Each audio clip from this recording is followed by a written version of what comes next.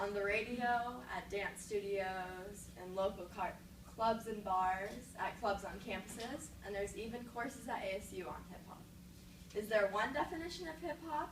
Can only certain people listen or dance to hip-hop? Is hip-hop music? Is hip-hop dance? What exactly is hip-hop? Have you ever even considered those questions? Hip-hop to some people is not only a form of dance, but a way of life.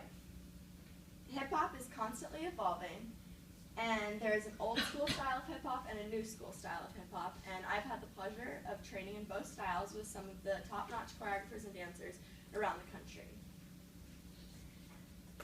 Both styles are still practiced and performed today, and to further my knowledge on the subject, I did some extensive research by using internet sources and also doing some interviews with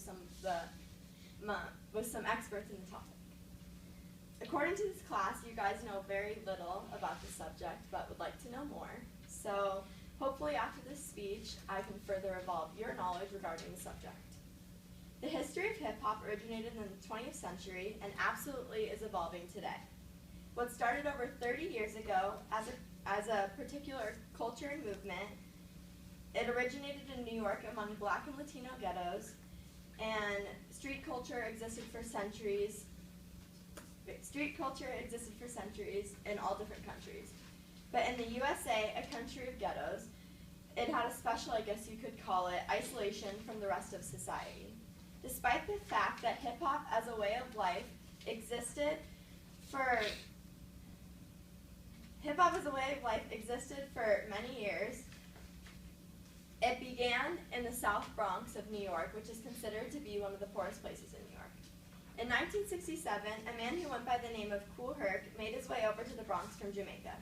He is considered to be one of the founders of hip-hop, and what later to be known as DJ Herc, he arranged parties and spoke over the microphone during them. Soon he became known as MC, Master of Ceremonies. He gathered music plates, played and announced them, and when he announced some rhythmic tone into a microphone that was not just music, it became known as the word rap. Soon Kool Herc, for the convenience of dancers, began to repeat the instrumental breaks, which dancers came out to the floor and freestyled to show off their moves. Kool Herc marked the enthusiasm of the dancers for such breaks and came up with the name B-boys and B-girls, or in other words, break boys and break girls. MC has become synonymous with rap, and DJs also perform with the MCs with a special hip-hop manner. But at this time, the word hip-hop did not yet exist, and a man named African Bambaataa, who was a legendary DJ, formed his own breakdancing team called Zulu Nation, which eventually grew into the organization and included rappers, DJs, graffiti artists, and dancers. Zulu Nation, along with other organizations, contributed to breakdancing. Bambaataa invented the 4 elements of hip-hop, which were emceeing, DJing, graffiti, and dancing. Today, many people who practice the old school style use these as sort of like the true foundation and the ingredients to hip-hop, and pass these along to their students.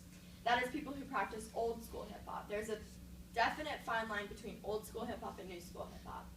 People who practice old school hip-hop usually have a very different view on what hip-hop actually is compared to new school dancers.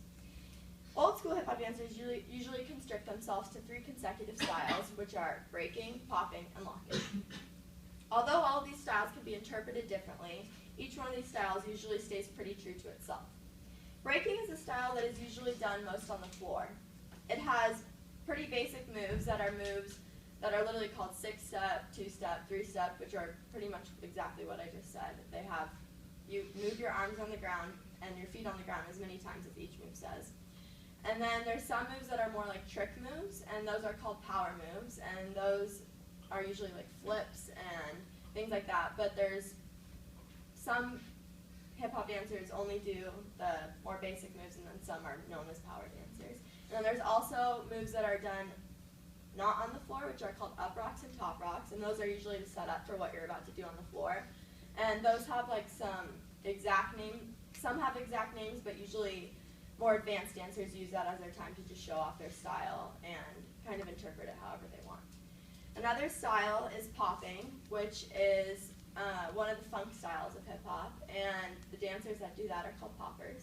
And that consists of basically tightening your muscles and popping them literally to the music. And the music it's done to is beats, and you're supposed to make your body literally look like it's popping to the beats of the music. And then the next style is locking, and what that is it's bigger movement, it's more done for performance purposes, and it's super entertaining. And the dancers that do this are called lockers, and they usually dress in super bright clothing and wear things such as long socks and bright suspenders. And then those are the three styles of the old school hip hop, and then new school hip hop is extremely different. It's basically a lot more interpretive, and it's done a lot more nowadays with music artists, such as like Beyonce, for example. She does new school hip hop, and it's usually very syncopated and big movement, and usually goes to the words, and is very easy for a non-dancing audience to understand. Or take someone in comparison like Justin Timberlake, who does a lot more smooth movement and usually dances to the back accents of his songs, so it's a lot harder for a non-dancing audience to understand. Those are most of the main differences between old school and new school hip hop, and I actually conducted an interview with an old school hip hop dancer and a new school hip hop dancer. The first interview I did was with Bonita Lovett. She's on the legendary Rocksteady crew, and I asked her what hip hop meant to her, and she literally gave me an exactly what I explained to you guys old school hip hop was. It was very point A, point B. There was no gray. It was black and white. And then I did a interview with a new school hip hop dancer who is one of the top choreographers in Arizona. His name's Chris Thomas, and he, just like I said about new school hip hop, he literally explained it just like new school hip hop. It was a lot really interpretive. It was more about like moving like to the music. There was no exact terms for anything. It was all interpretive. The cool thing though about both interviews was that they both described dance as an art and described it as a whole. It's about passion and not exactly what the moves are, but what you make of the moves and how hard you train to become a good dancer. So as you can see, although there's a lot of differences between old school hip hop and new school hip hop, there is slight similarities. But hopefully now you guys have a better understanding, and I've evolved your knowledge regarding what hip hop